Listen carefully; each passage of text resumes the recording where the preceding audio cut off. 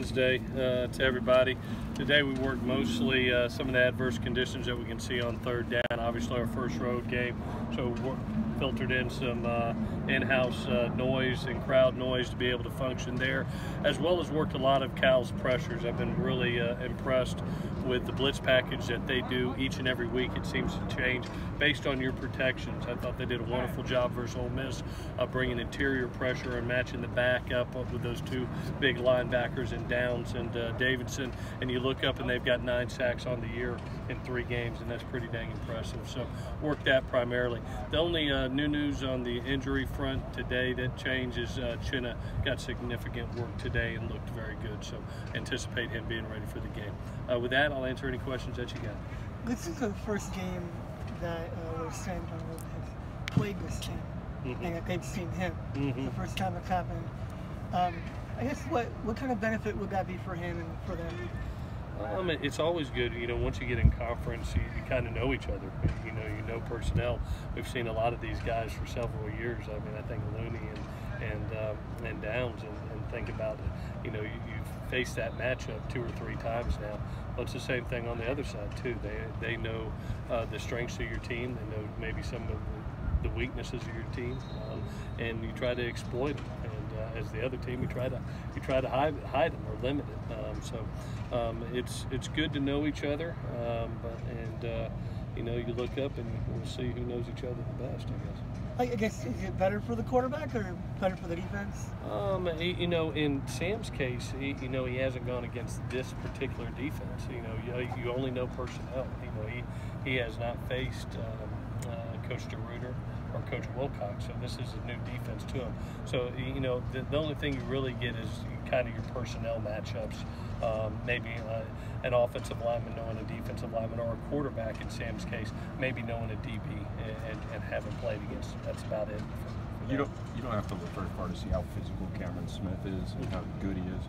What do you know about him that impresses you outside that we're not seeing during the games as a young man? He's just on the field, he's so football instinctive, but off the field, I think his leadership is really carried over. You know, we had a big hole to fill when Michael Hutchings and Stevie Tuikolevatu left, and kind of him and Chinna and Chris Hawkins have just taken that rollover of the leadership on a day-to-day basis and demanding perfection from that crew. So, you know, everybody knows how football instinctive and what a great player he is, but his leadership is really showing up this year. Obviously, a first road game, leadership can play a big factor. For you, what are the big factors for the first road game? Just not getting caught up in the environment. Don't let the outside factors keep you from executing a plan. That's what we've talked about. You know, we finished off, I thought, really good on the road last year, and now we're coming into our first road game. The fear is you're bringing some young people, some redshirt freshmen and freshmen in for the first time. They got to learn that transition and learn it for the first time. And thank goodness we have the leadership that we do to kind of say, hey, this is how we do things here on the road. When you say that, is that the bus ride? Is that getting into the hotel? Is that the bus ride? That's everything. That's all of a sudden, you know, you're in a new stadium, a new locker room. Where am I at? What am I doing? You know, all of a sudden there's crowd noise when you didn't have it for 3 games straight offensively. It changes things, and you know, you got to try to make sure that you give as much adverse conditions out here so it becomes a comfort level once they get there. We talked a lot about Texas kind of loading up the box against the run. What do the receivers have to do to make sure that teams going forward can't do that and try to shut down the run? Have 400 yards of passing like they did. I mean, that's you know, they ended up having 400 yards. I thought did a really nice job of RPO, and we left some things out there.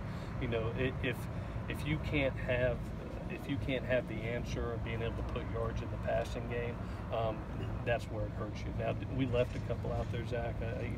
I know Tyler wishes he had the touchdown in overtime. Vellis had an opportunity for a deep ball shot, but on a consistent basis to look up and have 400 yards passing, that was the type of day it was. And there was still more meat on the bone, to be honest with you, that we can get there with. The screen game with bubble screens and the wide receiver type screens, it seemed to be working as well Saturdays as in a long time. Why was that working so well? because of what they were doing, I thought T did a really nice job. We had game planned to be able to tag the RPO in the run game. Basically perceiving that we were going to get a lot of zone pressure.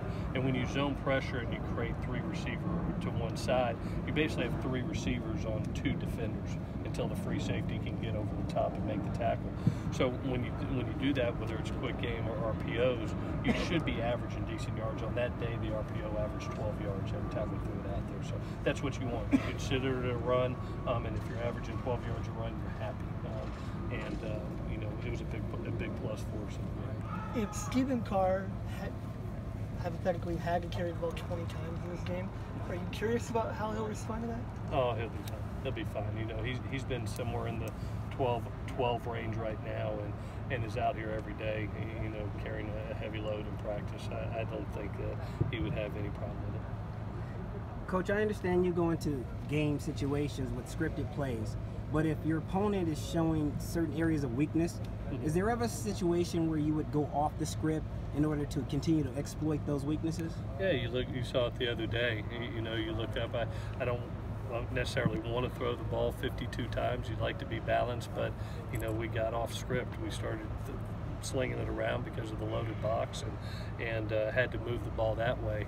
My only really concern from the other night was just not putting the ball in the end zone. You know, we were down in the red zone so many times, and you look up and you have 468 yards and only 17 points at the end of regulation. You weren't doing something well, and it was red zone efficiency, third downs being 6 of 18 and 0 for 3 on fourth downs in those situations. Had been very good the 2 previous weeks. The other night we weren't, and we need to step it up in that area. A lot of your tallest receivers are also like your youngest receivers. So is that why maybe in that situation we didn't see them as much yet?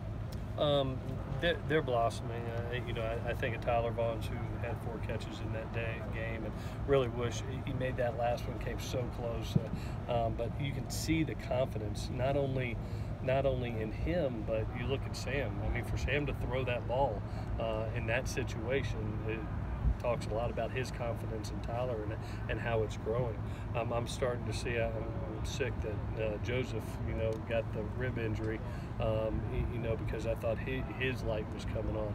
So now it's time for, you know, maybe a Joshua Morta-Baby or a Randall Grimes, hopefully, you know, to provide a role as they continue to go, as we go through the season. Coach, when we talked to Sam about that last drive, he was just matter of fact, like, hey, we practice that every Thursday, Friday, matter of fact.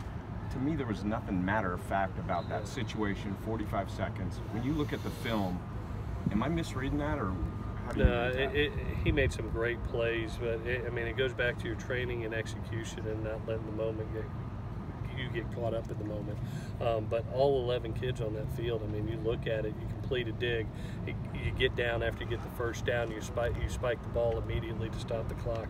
You hit a one-on-one matchup, you identify a one-on-one matchup with Stephen Carr and a Mike linebacker, you hit it, or with a great pass, it got down, went ahead and spiked the ball, and then you hit another one. 3 plays, we went from the 35-yard line to the 13 and gave us 2 shots at the end zone. So do they practice all the time? Yes, but at the end of the day, they also got to execute it in that frame, and they did. So credit to the kids. They did a wonderful job. On that last play, and my last point on that was, on the play before the field goal, if he completes it, you don't have a timeout, right? So did you communicate? Did he know that? Yeah, that was a big thing that he didn't do. Yeah. So anytime that we sprint, you saw it in the Rose Bowl too. There were 7 seconds in the Rose Bowl right prior to that, right prior to halftime. And in sprint, we know that we can end up taking about 5 to 6 seconds on a sprint. So basically, you're going to carry the ball 5 to 7 steps as a quarterback on a sprint. If it's not there, you throw it away. So it was, he put the ball in a place. It was us or nobody. There was 8 seconds left. It took 6 to get rid of it. 2 seconds on the clock, and we kicked the field. Great job of situational mastery by him. One last one. When you have Chase make a 40-plus yard field goal at the end of the game, that was his first college kick. Does that affect going forward how you decide when to go for a field goal, when to go for a forward? I think, you know, as his confidence builds, which those two kicks build a lot of confidence, and you see his leg, you know, that ball could have been good from 50 to 55, to be honest with you. And he had another couple out here today that I thought were exceptional with great length. We were sitting at 43, and the ball was easily from 52, 53 could have made it. So the more confidence he gains and we gain in him, yeah, there'll be those opportunities to kick long field goals. You know, he's proven it in games yet. Okay. Thank you, guys.